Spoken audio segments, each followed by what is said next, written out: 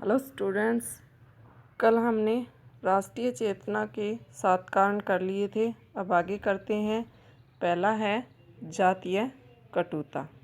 जातीय कटुता यानी कि जो अंग्रेज़ थे वो भारतीयों के साथ अच्छा व्यवहार नहीं करते थे। वो भारतीयों को नीच समझते थे, असभ्य समझते थे और पशु, काले, गोरिया या हबसिक आदि नामों से उनको पुकारते थे, उनको गालियाँ देते थे।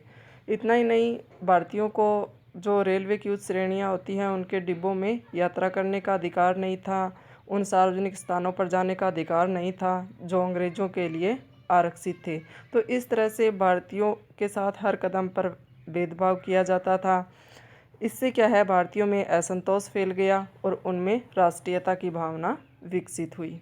अगला पॉइंट है पाश्चात्य संस्कृति का प्रभाव। भारत में धीरे धीरे जैसे 1835 में अंग्रेजी शिक्षा लागू की गई थी, तो इसके साथ ही अंग्रेजी भाषा का काफ़ी प्रचार प्रसार हुआ। भारतीय लोग जो है वो पश्चिमी लोगों के संपर्क में आए, उन्होंने यूरोपीय साहित्य को जाना, अनेक विद्वानों के संपर्क में आए जो जैसे यूरोप के प्रसिद्ध विद्वान थे रूसो, वाल्तेयर। तो इनके विचारों का भारतीय लोगों पर काफ़ी प्रभाव पड़ा और उनके विचारों से भारतीयों में राष्ट्रीय प्रेम की भावना जागी, राष्ट्रीयता की भावना को बल मिला। फिर अगला पॉइंट है अंग्रेजी शिक्षा का प्रभाव। 1835 में लॉर्ड मैकाले की सिफारिश पर भारत में अंग्रेजी शिक्षा को लागू किया गया था। भारत में अंग्रेजी शिक्षा लागू करने का मुख्य उद्देश्य था कि भारत में सस्ते कलरक प्राप्त किए जा सकें और भारतीय लोगों को अंग्रेजी शासन के प्रति स्वामी भक्त बनाया जा सके, यानी कि भारतीय लोग जो है पूरी वफादारी से अंग्रेज़ों के लिए काम करें। इसके लिए उन्होंने क्या किया, कई स्कूल स्थापित किए, कॉलेज स्थापित किए। जैसे 1856 में कलकत्ता, बम्बई, मद्रास इत्यादि नगरों में विश्वविद्यालयों की स्थापना की गई। तो इससे धीरे धीरे भारतीय नवयुवक जो थे, युवा वर्ग जो था, वो पाश्चात्य शिक्षा में रुचि लेने लगा।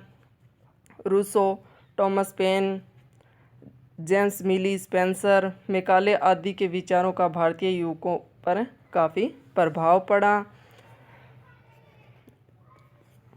इसके अलावा अंग्रेजी शिक्षा के विकास से भारतीयों में राष्ट्रीयता की भावना विकसित हुई और लोग जो है अपने देश के लिए, अपने देश को स्वतंत्र कराने के लिए लड़ने लगे, एकजुट होने लगे।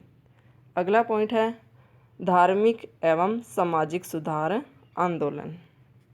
19वीं शताब्दी में भारत के विभिन्न भागों में अनेक सामाजिक और धार्मिक सुधार आंदोलन चलाए गए थे, क्योंकि उस टाइम भारतीय समाज में अनेक कुरीतियाँ प्रचलित थी। लोग अंधविश्वासी थे, मूर्ति पूजा में विश्वास रखते थे। ठीक है, तो इन सब को दूर करने के लिए अनेक सामाजिक और धार्मिक आंदोलन चलाए गए थे। इन सुधारकों में सबसे महत्वपूर्ण स्थान राजा राम मोहन राय का है। इन्हें भारतीय पुनर्जागरण का जनक कहा जाता है। ठीक है, यह राष्ट्रीयता का अग्रदूत इन्हें माना जाता है। इन्होंने भारतीय समाज में प्रचलित मूर्ति पूजा, अंधविश्वासों, सती प्रथा आदि के विरुद्ध आवाज़ उठाई थी। उन्हीं के प्रयासों से 1929 में सती प्रथा के विरुद्ध कानून बनाया गया था। इन्होंने धार्मिक भेदभाव को दूर करने के लिए ब्रह्म समाज की स्थापना की थी। इसके बाद प्रमुख स्थान आता है स्वामी दयानंद सरस्वती का। ये भी 19वीं शताब्दी के महान समाज सुधारक थे। उन्होंने 1866 में अपना कार्य शुरू किया था। 1875 में उन्होंने बम्बई में आर्य समाज की स्थापना की थी। उन्होंने भारतीयों में राष्ट्रीयता की भावना को जगाया था। उन्होंने ईसाई धर्म की बुराइयों को लोगों के सामने रखा था और वैदिक सभ्यता को अपनाने और वेदों की ओर पुनः लौटने का नारा दिया था। इसके अलावा उन्होंने सती प्रथा, बाल विवाह, कन्यावध जैसी कुरीतियों का भी खंडन किया था। इसके बाद आते हैं रामकृष्ण परमहंस और उनके शिष्य स्वामी विवेकानंद। इन्होंने भी समाज को सुधारने के लिए, समाज में फैली अंधविश्वास और अनेक कुरीतियों को दूर करने के लिए काफ़ी प्रयास किए। उसके बाद अगला पॉइंट आता है समाचार पत्र एवं साहित्य का योगदान। भारतीय समाचार पत्रों और साहित्य ने भी भारतीय लोगों में राष्ट्रीयता की भावना को जगाने में महत्वपूर्ण योगदान दिया था। 19वीं और 20वीं शताब्दी में भारत में विभिन्न समाचार पत्रों का प्रकाशन शुरू हो गया था। अनेक भाषाओं में समाचार पत्र छपने लगे थे। इन्हीं समाचार पत्रों के माध्यम से जो राष्ट्रीय नेता थे, क्रांतिकारी नेता थे, वो अपने अधिकारों की मांग सरकार के सामने करते थे। इन्हीं समाचार पत्रों के माध्यम से उन्होंने सरकार के सामने लोकतंत्र की मांग रखी। ठीक है, इन्हीं समाचार पत्रों के माध्यम से वो क्या करते थे, जो अंग्रेज़ों की न्यायपूर्ण, अन्यायपूर्ण और दमनकारी नीतियाँ होती थी उसकी आलोचना करते थे। बहुत से राष्ट्रवादियों ने समाचार पत्रों के द्वारा ही जितने भी राष्ट्रीय आंदोलन हुए थे उन्हें जनता तक पहुंचाने का काम किया था। ठीक है, अगला पॉइंट है यातायात एवं संचार के आधुनिक साधनों का विकास।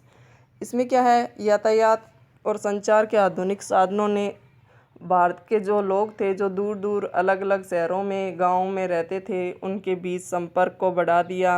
अब वो अपनी समस्याओं को आपस में बांटने लगे थे, उनमें भाईचारा बढ़ने लगा था।